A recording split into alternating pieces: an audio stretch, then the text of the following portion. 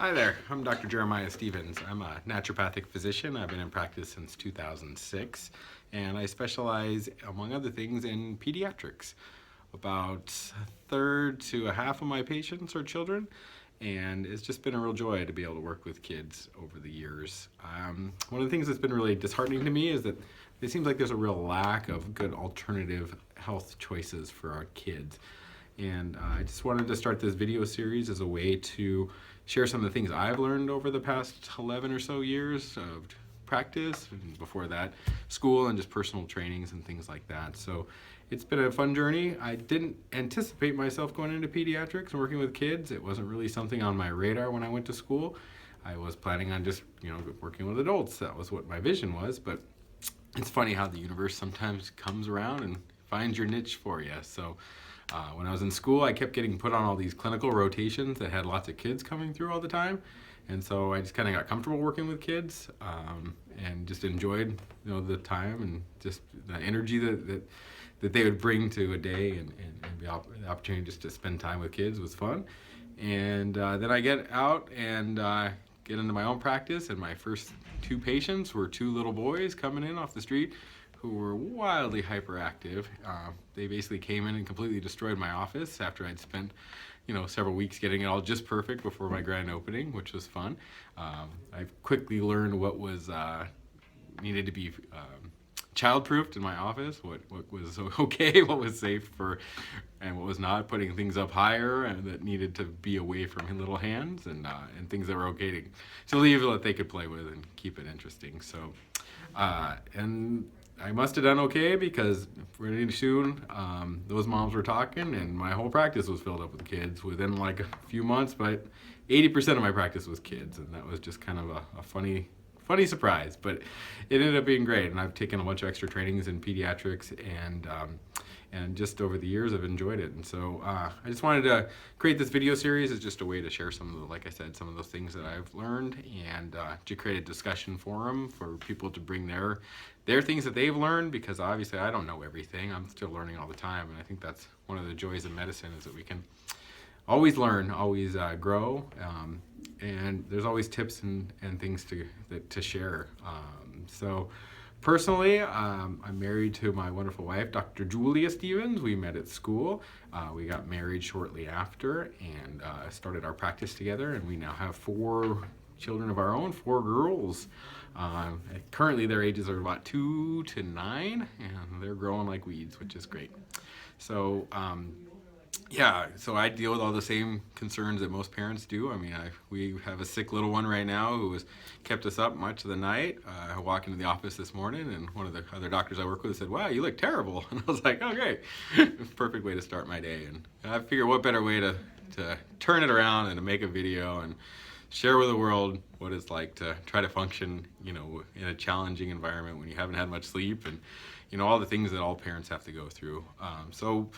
Yeah, this video series is mostly going to be focused on kids, but I want to bring in stuff for adults as well. And so yeah, if you have some things you'd like to suggest us talk about, put it in the comments, or you can shoot me an email. My email is jstevens, Stevens, N as in Nancy, D as in dog, @gmail. And so yeah, shoot me an email if there's a topic you'd like me to investigate or talk about.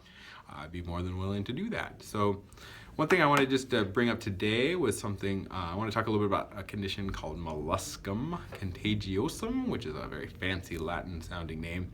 We love Latin and Greek in medicine. I always thought it was silly when people took Latin in high school, and then as soon as I got to naturopathic medical school, I was like, why did I not take Latin? That would have been so much helpful. But anyways, Molluscum Contagiosum is a nasty little virus. It's obviously not the worst thing in the world, but it's just can be a real nuisance for families. It causes these little bumps. It mostly affects kids for some reason. Adults can get it, and especially if an adult is immune compromised, they can get them actually really bad. But for the most part, we see them stick with the little ones for some reason, ages like 2 to 8 or 9. But it can be beyond that. For whatever reason, kids like that sweet spot of ages about 3 to 6 seems to be the ones that get it the most, and most frequently I see it in my office. A lot of parents bring their kids around these little bumps. They think it's some kind of a rash, or they think warts, or I don't know. I've heard all kinds of people speculating on what it is. think it's like poison ivy or who knows, because they can be itchy. The nice thing about them is they're really not dangerous. They generally will go away on their own if you leave them alone. So usually the classic answer is don't do anything, wait a year or two and they'll go away, which is, yeah, it's good advice, but it's also pretty annoying when parents are having to look at these things, or the kids are complaining about they itch or they burn, or sometimes they'll scratch them and they'll start to bleed and things like that. So I'll throw a couple pictures up here. You can kind of see what they look like again. They're just these little dots. They're about a centimeter or a little more maybe in diameter. And the interesting thing that distinguishes them from warts is they usually have this little central dimpling, and that's makes them, you can know it's molluscum pretty easy when you see that happening. So what do you do about these things? Again, like I said, you can do nothing. They will generally go away on their own, so that's an option. A couple things I've found that have been helpful. If it's just a few here and there, there's a topical medicine you can get at the drugstore, and I don't have any financial ties to this company or anything, but it's a company called Zymaderm, Zymaderm, and it's a combination of a few herbs in a homeopathic preparation, and you just put it on as a topical medicine. It comes with a little glass rod, and you basically dab it on each of the dots. You want to try to make sure you just keep it on those spots, exactly, because if it gets on the skin around it, it can cause a little bit of irritation. So do your best just to kind of dab it on there. We call it dot medicine in our family, and we've had it go through our crew lately, so I'm pretty familiar with this. And we've just been dabbing it on. It started with our 4-year-old, and then she luckily passed it on to everybody else, which is nice. So yeah, put a little Zymaderm on it, and I've seen that clear it up a lot of people. One mom actually told me about it. I'd never heard about it initially, and then I tried it since with other people and recommended it. I've gotten good feedback for the most part on it. If it's widely distributed, like you're getting hundreds of dots, that's a different story. But most of the time, these are dealing with, 5, 10, 15 dots, and treating that, it's not too bad with these little dots. Another thing that's important with the molluscum is like hygiene, making sure just when you bathe, you use the towel and then wash it. Don't reuse towels because that can cause it to spread. Change bedding frequently, things like that. Don't share towels between kids or clothes between kids without being washed in between. So that can be a way to keep it under control. Daycares are often where these things get spread. So if your child's in a daycare setting, it's probably at some point you're going to see molluscum come through. We don't have our kids in daycare, but we do go to the Y pretty frequently, and they have a play care. I think that's where our kids picked it up. We like to exercise, and so we'll drop the kids off for an hour or two so we can exercise. And so it's just the nature of the thing. So some other things people have tried that I've heard good results back. Apple cider vinegar, actually, of all things, seems to have a help with this one. So the technique basically is you get like a little makeup pad, like a little round makeup pad, cut it to kind of like the size of the little molluscum or a little bigger, and put it down and tape it, or put a Band-Aid over that, and let it sit overnight. And often people say if you do this for about a week or so, they'll often start to change color, turn whitish, and then clear up on their own. So that's an option there. Some people have talked about it can irritate the skin around the little molluscum, so sometimes putting a little berry of Vaseline around it, or petroleum jelly around it, and then putting the pad over that can prevent that if it's causing some irritation.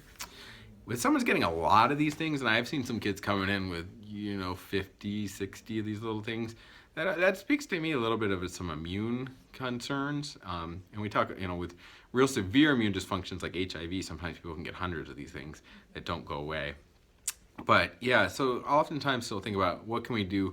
Why is this kid and the immune system not functioning optimally? And often if we can make some minor tweaks, work on some diet things, get the child eating a little better, sleeping more, getting more water, and then sometimes I'll use some immune support, specifically stuff that helps with viral. And from a naturopathic point of view, I'll recommend like high doses, some extra vitamin C. Elderberry is a great antiviral herb. What else? Zinc can be helpful. Propolis is the one I've used sometimes. Astragalus is a pretty gentle Chinese herb that's safe for kids. And so I've used those kind of herbs and stuff just to kind of support an immune system if someone's getting a lot of these things. So that's another course of action that can be helpful. The other thing, if someone's getting a ton of these things and they're really not clear enough for a long time, I have sometimes experimented with some homeopathic medicines. There's one out there. You can't find it really unless you go through a homeopath called Mederinum. And I've given that, and it sometimes seems to help kind of just turn the tide against these things if they're really happening. Usually a single dose of like a 200 C strength of Mederinum. But again, you probably have to find that through a homeopath. You may be able to order it online from someplace. It's kind of a rarer homeopathic medicine, but it often seems if someone has an excess, and often the children who need that medicine would be kind of hot-blooded, really warm-blooded, and yeah, it's something to consider. But you may want to consult with a local homeopath, I think, and I've seen that make a big difference. Finally, turn the corner. Conventional medicine, their approach generally again is to do nothing, but if they are really bad or if they're getting itchy or bothering the person, or there's a lot of them, sometimes they'll do a couple interventions similar to what you do for a wart, like freeze it off or cut it off or things like that. But again, most of the time that's kind of traumatic for a young child to do one of those interventions when, again, this thing's going to go away on its own. So most of the time they say leave it alone. But again, it's not what most people want to hear. So there's a new intervention out there. I heard from a patient that they had a family member do it, and I hadn't heard about this, and so I did some research on it. It's injecting these little things, and they inject not all of them, just a few, with a candida, which is like a yeast extract or a strain or something from a yeast, and it basically triggers an immune reaction in your body. And so there's some published research that it had improvement about 90% of cases that did this, and with over half of them fully clearing in pretty significant cases. So that's something interesting on the horizon.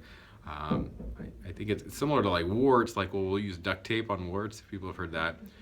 I've heard some people doing that for molluscum, but I haven't heard the greatest results on that. But with warts, basically it just brings your immune system attention to the area by putting the duct tape. It creates a little bit of local irritation from the adhesive, is the theory on why that duct tape works for warts. And so I think that maybe the same thing's working with these candida injections into the molluscum. But again, most of the time we don't even have to do any drastic interventions. They'll go away on their own, or I think like the Zymoderm is where I'd start first. It's pretty easy, or the apple cider vinegar, or just some gentle immune support stuff, and go from there. But let me know if you've had experience with molluscum, or if you have any other things that have worked well, and I look forward to carrying on a conversation with everybody on different topics relating mostly to kids, but also to adults. So thanks for your time. Have a great day. Take care.